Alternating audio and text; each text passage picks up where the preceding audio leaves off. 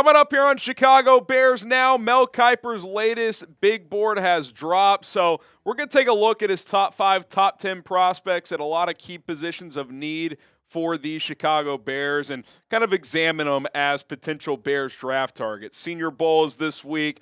Getting closer and closer to the offseason, really ramp it up. So thought we would take some time and do that here today. When I look at the Bears roster needs right now, I've got it as follows. Interior offensive line is number 1. Guard, center, you've got to address those areas. Edge is 2, although 2 through 4 could be interchangeable in my opinion. Left tackle is 3. If you roll with Braxton Jones, that probably falls back a bit. If you want at least competition or to upgrade there, you could argue that's number 2. Defensive tackle 4, and then running back at number 5. Obviously other positions we'll probably add some pieces as well. When you look at the draft capital the Bears have, obviously days 1 and 2 will be the focus as Chicago has the 10th pick. 2 picks in round 2 as well. Round 3, pick number 72. No 4th rounder right now. A 5th, a 6th, 2 7ths. If Ian Cunningham were to get hired by the Jags to be their GM, there's been some buzz there. They would have an extra 3rd round pick this year and obviously next year as well. Now, when you look at Kiper's just top 10 overall players, and this will change, I'm sure, as this draft process goes with, measurements, testing, how some of these guys perform at these pre-draft events, etc. He's got Travis Hunter as his number 1 overall player. Abdul Carter, Mason Graham is his next 2. He's got Shedeur Sanders 1 spot ahead of Cam Ward with the 2 quarterbacks there. Will Johnson 6, Teteroa McMillan at 7, Jalen Walker, kind of the hybrid edge linebacker out of Georgia, as his 8th best prospect. Boise State running back Ashton Jeanty at 9. And then he's got Kelvin Banks Jr. as his number 1 offensive lineman. That'll certainly be a position we look at here in a sec as well. And again, when you look at Kiper's top 10 prospects, Bears are picking at 10. If it went completely chalk to what Kiper had, that means they'd end up with Kelvin Banks Jr., who could certainly be a player that'll be in the mix for Chicago with the number 10 pick. Now, who is your dream pick in round 1? If you could pick any player that the Bears end up with in the first round, let me know who that player is right now. Hard for me to settle on one. I mean, the complete dream would be one of Abdul Carter or Mason Graham falling to 10, but I don't think either get outside the top 5 or 6, to be honest. So that's the ultimate dream, but we'll see who's actually in play at 10. Okay, let's talk running backs here because you know where I stand. I think the Bears need to upgrade this room. I think it's a position that they need to add. Obviously, Jeanty, who's going to get a lot of buzz. He's Kiper's number 1 guy. But I think you look in this 2 through 7 chunk here, and really all the way to 10, to be honest, as guys maybe you could get starting with that 39th pick. Amarian Hampton, he could go round 1. We'll see. Kiper is high on LaQuint Allen. We haven't talked about him a lot. Over 1,000 yards rushing and 500 receiving yards out of Syracuse, so he's an intriguing player. Dylan Sampson out of Tennessee. Quinshon Judkins, his teammate Travion Henderson in the top 10 there as well. I'm excited to see Judkins test at the Combine. Caleb Johnson out of Iowa. I would have him 3 on this list after Hampton. R.J. Harvey out of UCF, who I really like. Measured in under 5'8" at the Senior Bowl, so that's noteworthy. Cam Scatterbo, Travion Henderson, and then Devin Neal out of Kansas, who's also at the Senior Bowl, a name to watch this week.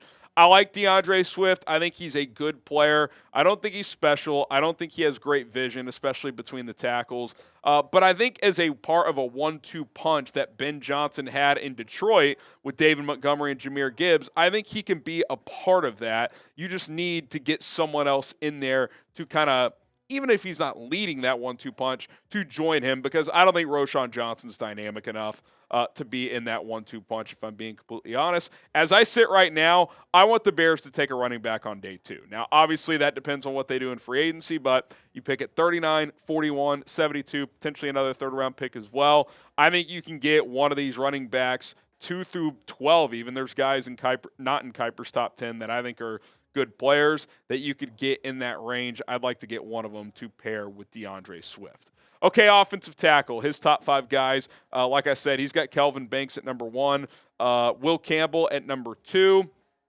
Of note, both those guys could play guard in the NFL. We'll see what their arm length measurements are at the combine. Josh Simmons at 3, who had the knee surgery in October.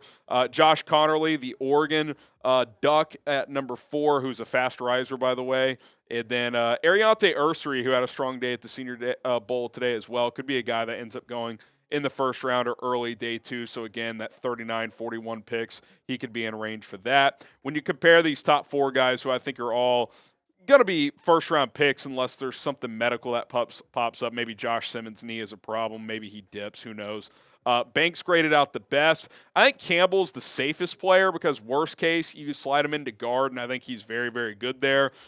Josh Simmons could be the best pure left tackle. Connerly could have the absolute biggest upside. So it's kind of pick your flavor. What are you going for? And for the Bears specifically, I think a couple of things you have to consider. One, how does Ben Johnson view Braxton Jones? You got to get that question answered first. And I'm sure he and Ryan Poles are already having those type of roster discussions right now. And 2, what is the pecking order for the Bears? What are they looking for?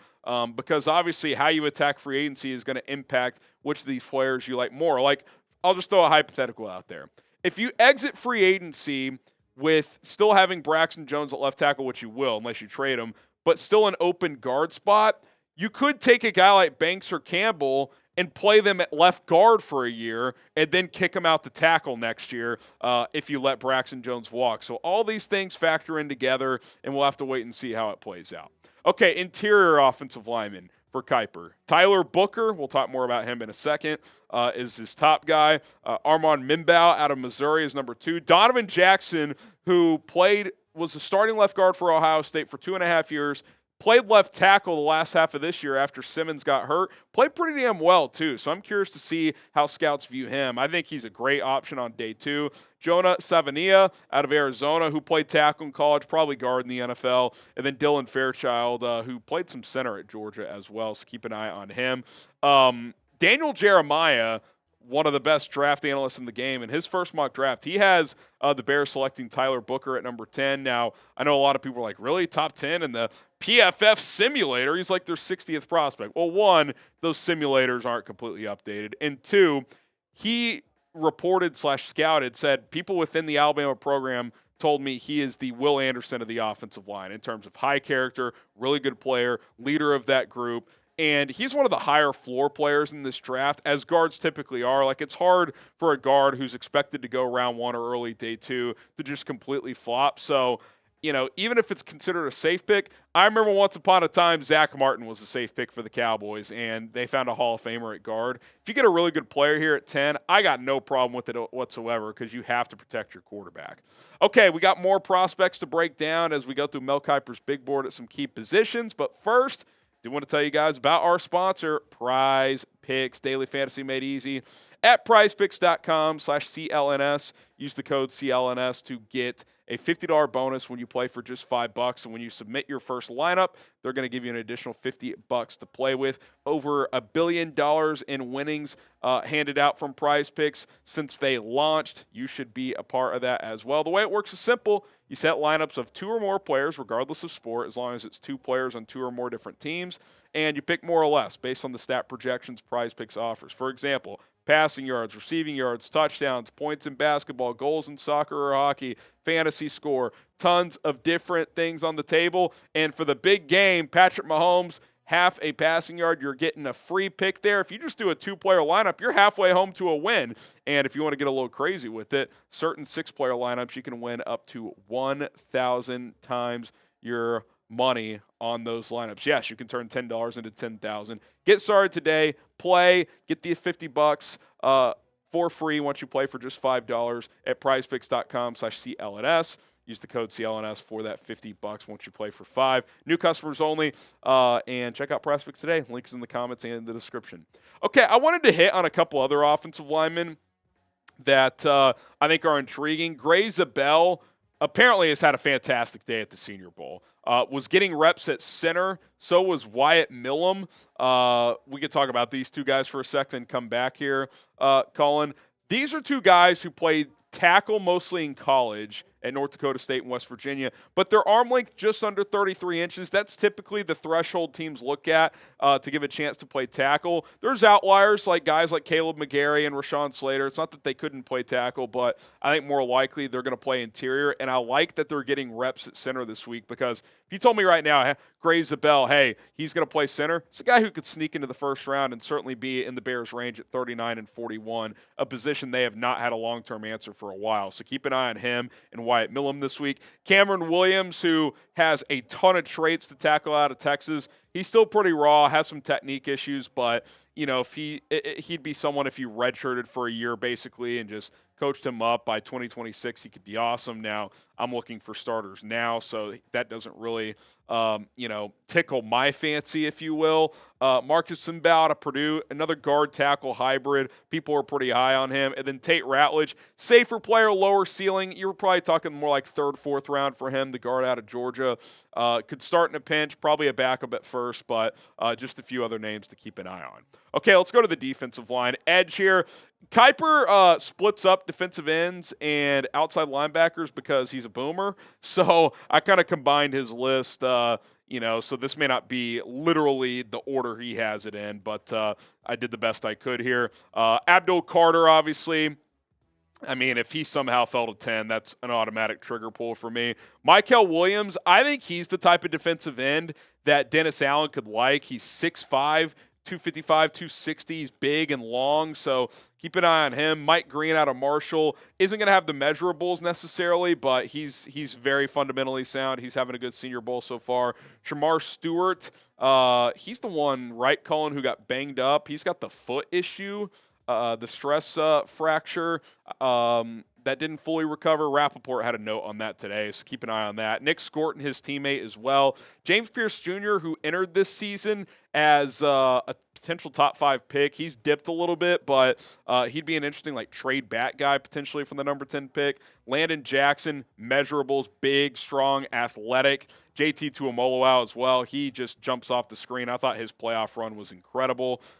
Jordan Birch. Shamar Turner, excuse me. So he was the other Aggie. They got 3 of them. Jordan Birch out of Oregon, and then Jack Sawyer as well, the teammate of Tuimoloau. Some like Sawyer more, others like Tuimoloau more. I think Tuimoloau has the higher ceiling. Sawyer probably the safer player, so keep that in mind. Subscribe to the channel. We will have coverage throughout the offseason, draft, free agency, news, more coaching staff additions. We're going to have that all covered, so hit that sub button, turn on notifications, and do not miss out. Okay, defensive tackle. A couple of Michigan men in the top 3. Mason Graham, who's going to go very high. Kenneth Grant should go first round as well. He has Walter Nolan as his number 2 guy. I think he is going to be a riser as well. Wouldn't shock me at all if he went in the first round. Derek Harmon out of Oregon. Tyleek Williams out of Ohio State. Buckeyes, man, they were loaded. Ty Robinson out of Nebraska. I think Alfred Collins and TJ Sanders are some interesting day 2 guys to keep an eye on. So is Omar Norman Lott out of Tennessee.